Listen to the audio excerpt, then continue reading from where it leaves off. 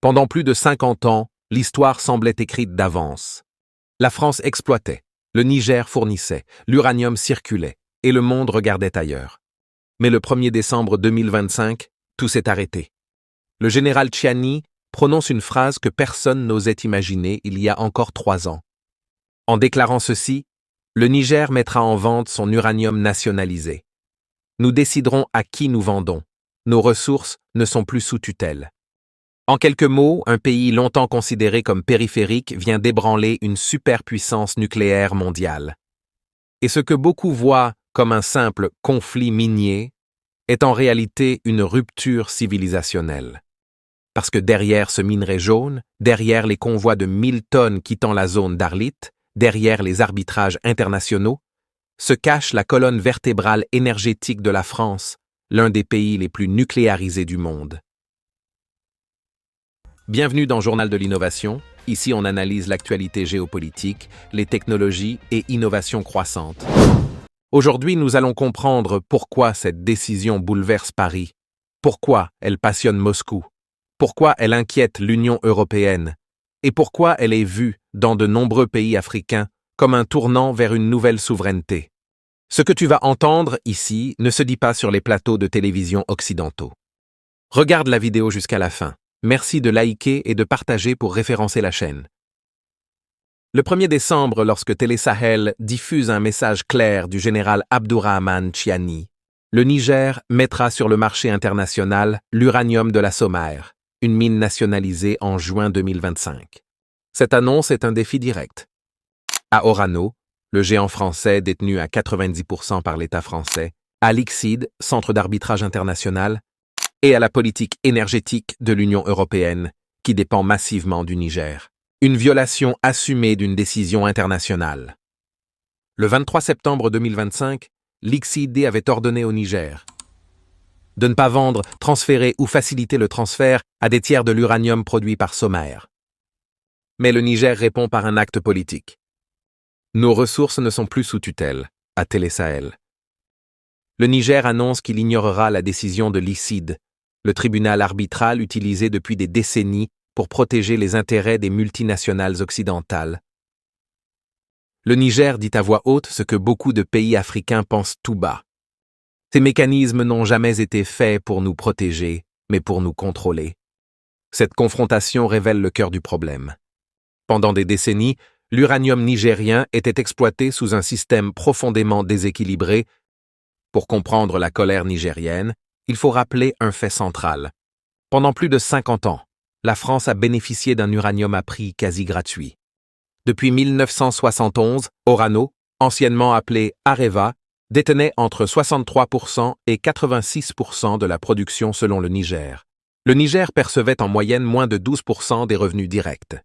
L'uranium était exporté à des prix souvent très inférieurs aux prix internationaux.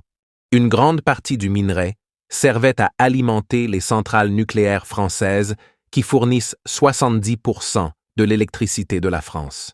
Le Niger n'a jamais bénéficié de son statut de premier fournisseur historique de Paris. Les infrastructures autour des mines, Arlit, Akokane, témoignent encore par son état sous-développé malgré 50 ans de production. Pendant que les rues de Paris restaient illuminées à l'énergie nucléaire, une grande partie du Niger vivait encore dans l'obscurité. Ce contraste a alimenté pendant des années un ressentiment profond. En 2013, un ancien ministre nigérien de l'énergie lâchait une phrase devenue iconique. L'uranium du Niger éclaire Paris mais pas Niamey.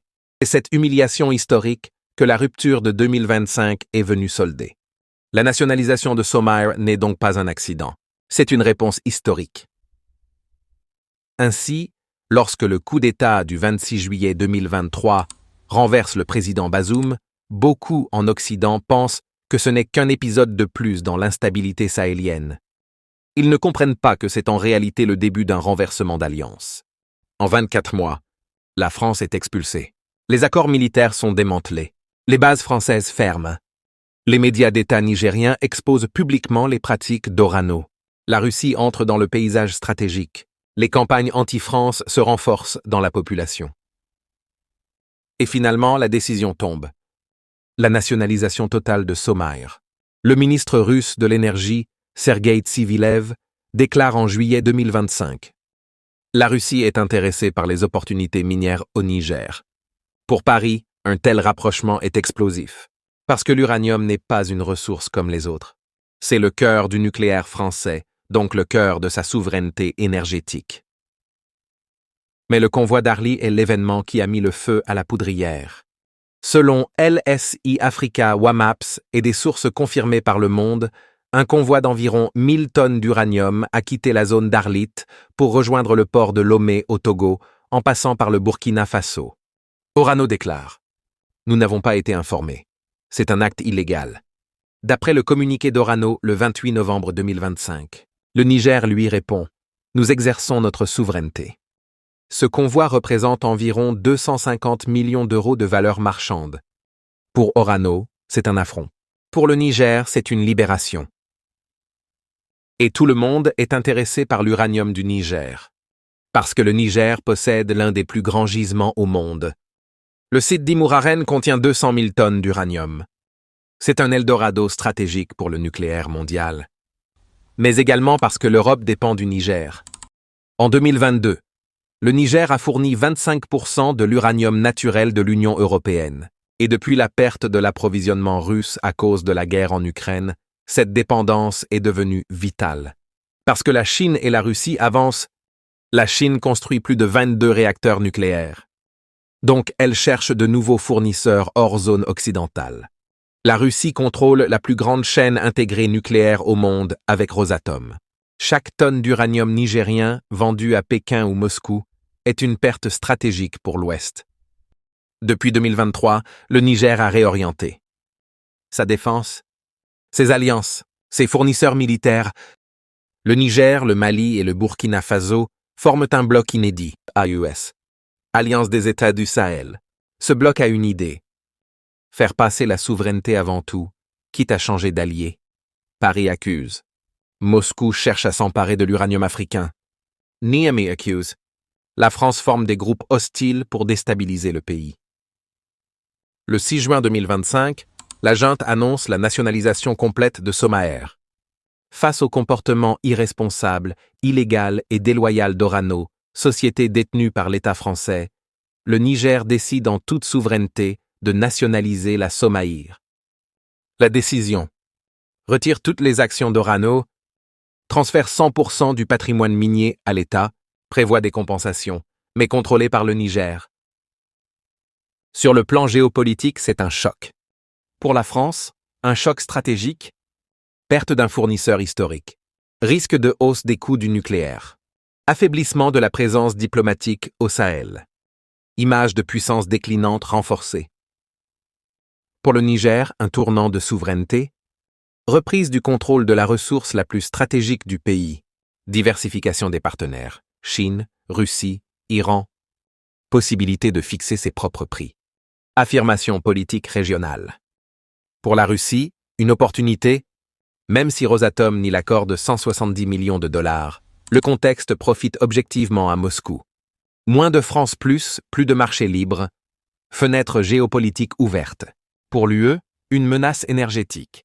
L'Europe doit maintenant trouver de nouveaux fournisseurs, augmenter ses coûts, accepter la montée des acteurs BRICS. La France s'est appuyée pendant 50 ans sur l'uranium nigérien pour alimenter ses centrales. Le Niger a toujours été payé au minimum. Paris a utilisé son influence pour verrouiller juridiquement les ressources. La nationalisation n'est pas un coup de tête, mais une réponse à 5 décennies d'injustice structurelle. Comme le souligne un éditorial du Monde, 2024, la perte du Niger teste les limites de la souveraineté énergétique française. Ce n'est pas seulement une mine. C'est un rapport de force symbolique. Aujourd'hui, Niamey applique une règle simple. Nous vendrons à ceux qui respectent notre souveraineté. La décision du Niger ne changera pas seulement ses relations avec la France. Elle change l'équilibre énergétique du monde. Et surtout, elle envoie un message puissant. Un pays africain peut rompre avec un géant occidental, reprendre le contrôle de ses ressources et tenir bon malgré les pressions internationales. C'est un précédent, un avertissement. Quand un pays contrôle ses ressources, c'est lui qui écrit l'histoire. Et aujourd'hui, c'est ce que le Niger est en train de faire.